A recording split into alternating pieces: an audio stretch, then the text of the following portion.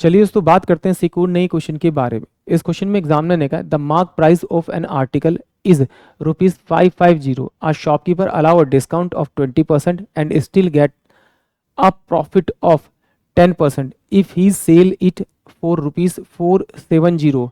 His profit percentage will be, यानी examiner क्या कह रहा है कि एक आर्टिकल है जिसका अंकित मूल्य ₹550 है, वो उस पर एक छूट देता है 20% की, और 20% की छूट देने के बाद में वो क्या करता है, उस पर उसको बेचता है तो 10% का प्रॉफिट होता है।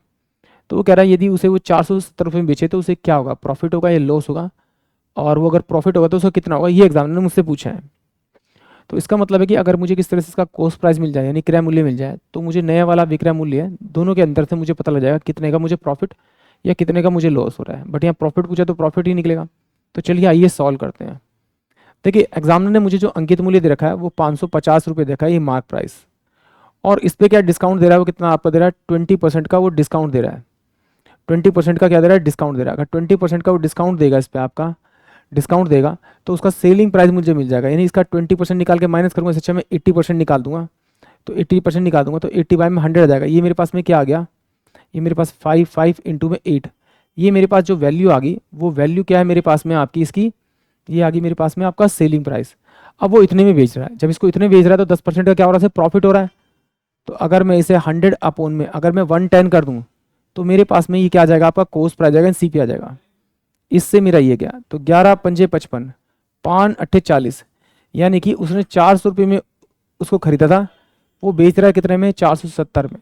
दोनों का अंतर निकालेंगे तो 70 रुपये का अंतर है। 70 बटे में कितना हो जाएगा आपका 400, इनटू में मैं 100 करूँगा तो इससे मैं इसको काटूंगा तो ये कितना हो जाएगा 35, 35 बटे में 2%, यानी कि 17.5% का क्या होगा से आपका आपका प्रॉफिट होगा।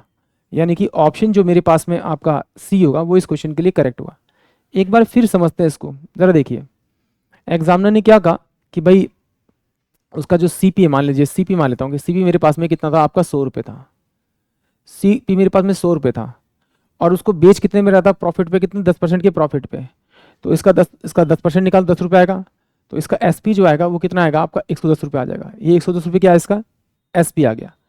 बट एग्जामिनर कह रहा है कि उस पर 10% का डिस्काउंट दिया था, अगर डिस्काउंट दिया था तो एमआरपी प्राइस मैं निकाल सकता हूँ। कैसे, एमआरपी प्राइस पे डिस्काउंट देके मेरे को वैल्यू निकालेंगे, यानी 110 दे रखा है तो डिस्काउंट दिया था, कितना दिया डिस्काउंट, 10% कितना 20% का डिस्काउंट दिया था।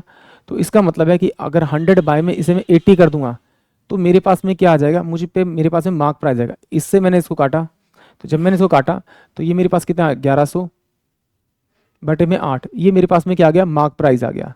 जब ये मेरे पास में मार्क प्राइस आ गया तो मार्क प्राइस एक्चुअली में दिया हुआ एग्जामिनर ने कितना मेरे को 550 दे रखा, तो इसे किससे मल्टीप्लाई करूँ ये वैल्यू बन जाए, तो इससे तो पहली बात मेरा ये कट जाएगा, ये 11 10 आएगा और 11 ये पंजे 55 आएगा, यानी कि 8 पंजे 40, 40 बटे में 8 पंजे 40 बटे में 10, यानी कि अगर इसे मैं 4 से मल्टीप्लाई करूँ तो मेरी यही वैल्यू आ जाएगी। तो इसी से इसको मल्टीप्लाई कर दिया कॉस्ट प्राइस को, यानी 400 रुपये उसका क्रय मूल्य था, बेच कितने में रहा उसका 470 में, तो डिफरेंस कितना आएगा आपका 70 रुपये का।